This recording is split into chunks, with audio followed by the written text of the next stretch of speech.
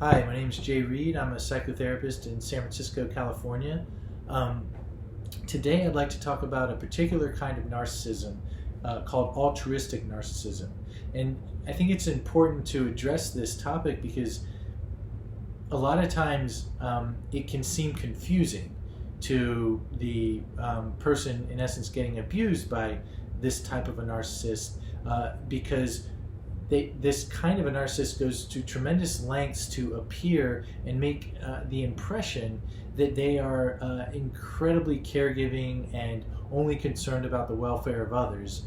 But what I'd like to talk about and hopefully explain today is that when narcissism is sort of the real kind of at the core of such people, that is a ruse, but it's part of how they kind of create and sustain their grandiose, sort of artificially inflated sense of themselves. So I'll do a quick review of the psychology of the narcissist that kind of builds on prior videos, and then get into 4 specific signs of an altruistic narcissist. And lastly, talk about the specific effect this can have on a child or a relationship partner of an altruistic narcissist that really centers around being able to trust that it is okay to be given to. And I'll say a little bit more about that at the end. So I think that's important. Okay, so the psychology of the narcissist always starts with their core sense of worthlessness. In the case of an altruistic narcissist, they combat that worthlessness with the antidote of, I am the greatest caregiver there is. And so I've talked about grandiosity, and this is just a specific form of grandiosity. In essence, that I am the best at caring for others. And the second component to denying that worthlessness is the entitled expectation that others will reflect that back. And in this case, the recipients of the care and the onlookers of the altruistic narcissist must reflect back how sort of superiorly caregiving this kind of a narcissist is. And what I found is that if you're a recipient of the altruistic narcissist care, you need to show profound displays of gratitude, that it is incredible that this person could bestow such incredible kindness and generosity towards the person, because it's not necessarily true, but the person who's dealing with something like this know that nothing less than that will suffice. If that is not shown, it's likely that they're going to bear the brunt of the altruistic narcissist rage at their entitled sense of themselves not being reflected back. And then for onlookers, the way I think the narcissist, this kind of narcissist gets their grandiose sense of self reflected back is sort of setting things up so that they're complimented and commended with just how giving and caring of a caregiver they are. And one of the telltale signs of this is that, unfortunately, many clients and both in personal and professional experience have had such parents who made outside the home prominent displays of their caring attitude towards their children, but behind closed doors the child often felt sort of like nobody to no one. I mean, I think the altruistic narcissist sort of would wonder, well, what's the point of showing care towards, say, this child or this partner if no one's there to sort of offer fanfare. So that's just an important sort of facet of having to deal with this kind of a narcissist.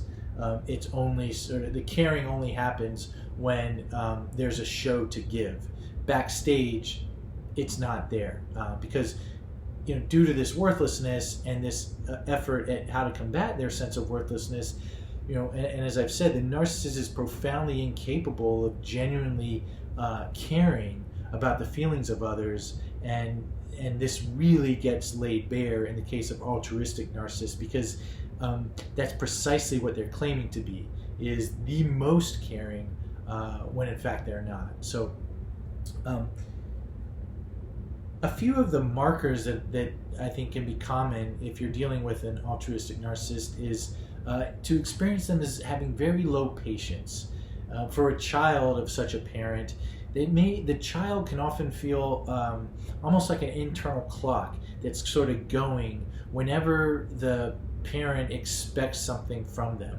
Like, I better do it right. If the parent, the altruistic narcissistic parent, goes out of their way to like help the child's that clock is ticking to say, quick, show that the parent's help is really effective, is making the child better at whatever it is, so that it gets quickly reflected back.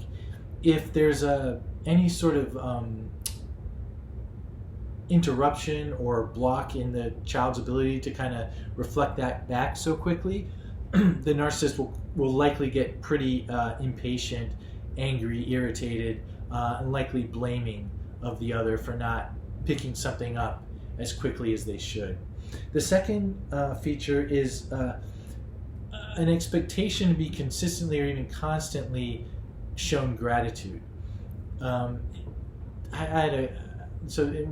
striking example is a child who had to celebrate Christmas with an altruistic narcissistic parent, and he hated it because every gift that he got, whether it was socks or maybe even something cool, this huge display of gratitude had to be shown to that narcissistic parent.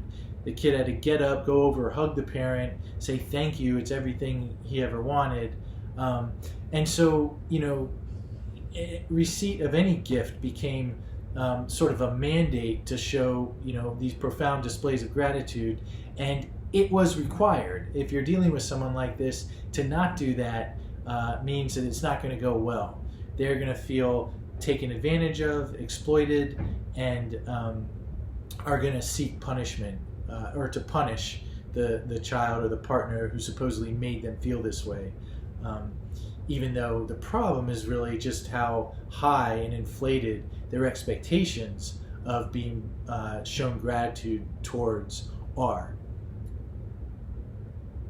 Another feature of this, and this is a classic Nurse Ratched in One Flew Over the Cuckoo's Nest, is this sort of exploitation of rules to excuse their bouts of narcissistic rage. So if someone's saying, "Hey, I'm the best caregiver. Everything I do is in the interest of others," when they're saying that, it is really to kind of manage their own sense of worthlessness, and it's done in a narcissistic manner, then flying into bouts of rage is clearly not a caring act. So they'll often invoke sort of rules that they have created and are certainly endorsed. They'll be happy to tell you why they're so endorsed and that everyone should follow these rules because they're for your own good. And then when you break the rule, then they sort of have carte blanche to come at you with everything they have. In One Flew Over the Cuckoo's Nest, if you've read that book or seen that movie, it's great. Both are great. I recommend them. But Nurse Ratched would meet I forget the main character's name, but anyway, Jack Nicholson in the movie. His acting out or cutting up, the penalty was electroconvulsive shock therapy, and she felt completely righteous in meting out that punishment because he had broken the rule. So that, I think, is a really stark and useful example of just how rules get kind of bent for the sake of the kind of altruistic narcissist mission, as it were. And the fourth sign of an altruistic narcissist I've found is that they may often take on what they might call lost cause friends or even relationship partners, where they see that person as, in essence, defective relative to them. Excuse me. And they, the narcissist, are going to correct these people so that they can be better, whatever that is. But a lot of times such altruistic narcissists don't feel comfortable in company where the other person does not sort of have a defect or seem to be in need of something. If the other person is just upstanding and kind of fine with how they are, that can actually invoke the narcissist sense of worthlessness. And such people are sort of stayed away from in favor of these sort of lost causes. And I say lost cause in the mind of the narcissist, not that these people are actually lost causes. Yeah, so those are the 4, I think, key signs of an altruistic narcissist sort of on the surface. And I hope that earlier describing the below the surface psychology maybe makes some of those signs make more sense. So if you've had the misfortune of having a parent or a long-time relationship partner who fits this bill, the real, I think, main effect of this is that you are called upon to constantly say and show that this person is very kind, giving, and generous. But meanwhile, you know deep down that that is exactly not what you are feeling in relationship with this person. And quite the opposite, the feeling, and it goes unspoken, is that you constantly have to be working to give to him or her, and anytime you are not, he or she will strike out with impunity. It really can give the lesson to the victim here that their expectation to be genuinely given to is wrong, is selfish, is the problem. But what I want to really impress today is that that's precisely, I think, how the altruistic narcissist tries to abuse the person, to get them to conclude that. Because if you think about it, someone else's rightful desire and need to be given to in a relationship, which we all have that right, would be very threatening to the altruistic narcissist, because he or she truly has nothing to give in a genuine fashion. So that poses a severe threat to the altruistic narcissist's sort of fragile house of cards of self-esteem. Instead, when they will, claim that the other person, the child or the partner, is wanting too much, and that is the problem. Not the fact that they just, the child or the partner wants something that the narcissist cannot give. Therapy or any sort of means for recovering from this kind of treatment, I think the crux of it works in sort of understanding and kind of clarifying this sort of fuzziness that the altruistic narcissist can implement towards their victim, to say, like, no, in fact, your mom, your partner, they were acting extremely selfish, and they seemed incapable of giving, while you seem to be sort of giving all the time. And over time, as that's kind of reconciled and seen for what it really was, it can become safe to rediscover or even recover the right to feel that one deserves to be given to, and that it's actually out there, or that it exists, that others, not the parent or the narcissistic partner, but other people actually do have the capacity and want in a healthy relationship to give to you.